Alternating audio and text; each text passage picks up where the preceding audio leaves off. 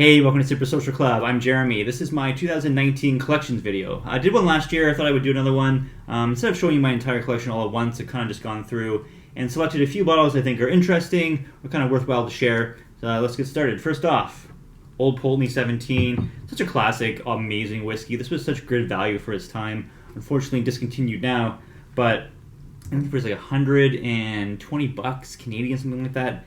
Paid for this. Great whiskey, great value. Really like this stuff a lot. This is my backup bottle. It's the last one I'll probably ever acquire. Next up, Blair. Another nice discontinued bottle. This is the 1990 bottle, 2017. 26 years old.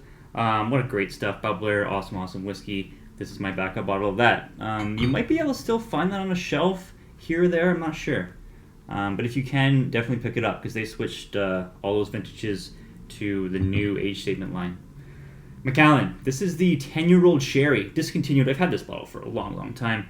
May I say better than the 12-year-old? I think so. Booker's. This is my favorite batch of Booker's. This is 2015-01.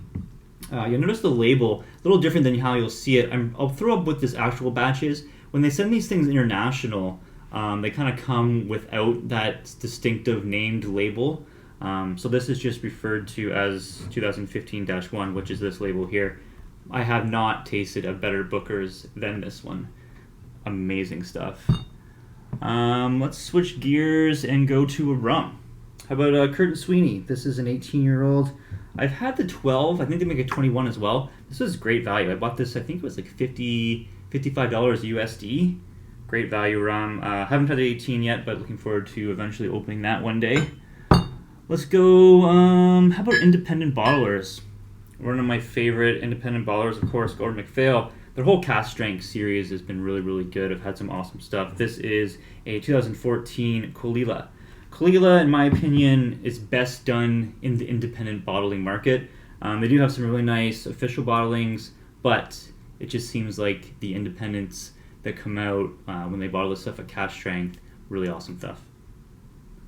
Moving on, let's stick with the independent bottling actually. Here's a really interesting one. This is from North Star. This is a 9-year-old Heaven Hill bourbon that they finished in an Ardbeg cask. When I first saw this, I think Rob and I were looking at it. Actually, you know what? A friend of mine from Toronto Whisky Society actually pointed this out to me. This was coming in and to take a look at it. Really interesting whiskey. I had super high hopes because, of course, Heaven Hill bourbon, Ardbeg, two amazing distilleries. It didn't quite live up to my expectations. The balance is a little off, to say the least, on this one. But it was an interesting try, and I think for around $125 Canadian, it was worth a gamble. But all gambles, aren't always winners.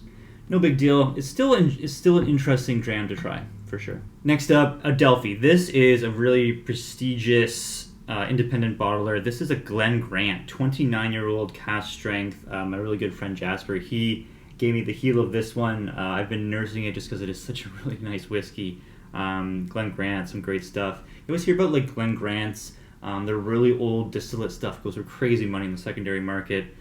You can tell why with sampling this thing. This is a great whiskey. Thank you, Jasper, for that. Let's go to some more bourbon. Knob Creek. This is a single barrel. There's a whole bunch of single barrels that came out. Knob Creek released a whole bunch of single barrels.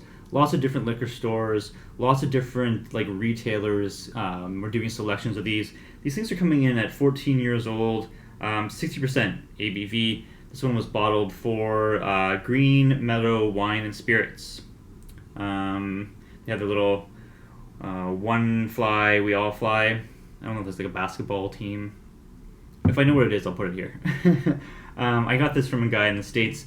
Paid a decent price for this. I think around $75 USD, which was more than they go from the stores. This was a secondary market purchase. But I think you could get these, 40, 50-ish US dollars, I think. Don't quote me on that. But I paid 75 US. I think it was around 50. But what a great deal. Knob Creek, love the distillery, love Knob Creek. It's actually the whiskey that got me into the game, Knob Creek. Next up, Cavil. This is the port cask Solist. selected by Cavil. So this is a barrel pick, 8 years old, which is a lot older than you normally see these things come out. I think they come out around 5 to 6 years old.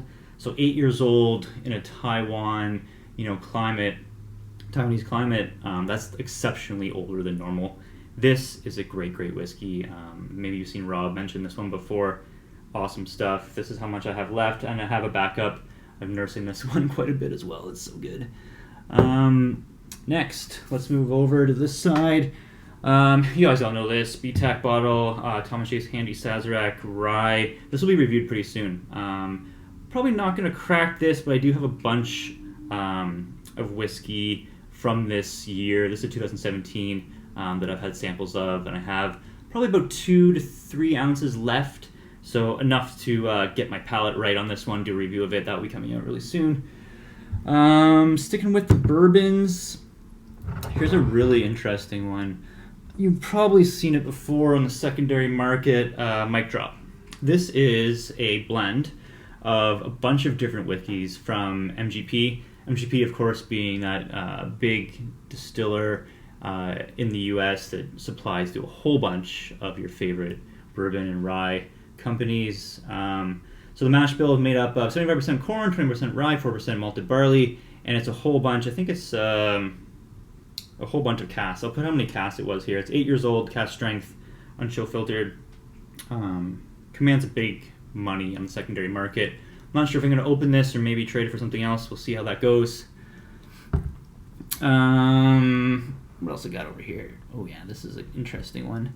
So this is, if I can get it out, because it's a huge bottle. There we go. Johnnie Walker Red. Now, this is not just any Johnnie Walker Red. This one is bottled in the late 60s, early 70s. It's coming in at 86.8 proof, which you don't really see anymore. You hear people talk about how Johnnie Walker was completely different back in the 60s, 70s than what it is now. Really interested to try this one. I bought this off a guy. He found it in his grandparents' basement, just sitting there all those years. But yeah, this label has been dated back to like late 60s, early 70s. So interested to try a Johnnie Walker Red at 43.4% ABV. Interesting proof on that one. What else I got? Here's one for all your Ardbeg fans. This is the Renaissance, basically a 10-year-old cask strength Ardbeg. Haven't cracked this yet. This will be a special occasion pour, I think, for me. All right, well, we're getting to the end. Last but not least, Kleinleash. This is one of the most anticipated bottles that I have not opened yet. Saving it for a special occasion. This is by Exclusive Malts. It is a 21-year-old 1995 distillate refill hogshead, actually distilled October 31st, Halloween 1995. Maybe I'll crack this on Halloween this year. Might be a special occasion to do it on. That's my collection for now. Let me know what you think. Is there anything here that you've tried that you really, really like? Is there anything here that you haven't tried that you would like to try? Let me know your number one pick out of all the stuff you've seen. Which one would you like a pour of? And who knows, maybe I will crack it and pour it if it's not already open. Thanks so much for watching, guys. Have a good one as always. Cheers.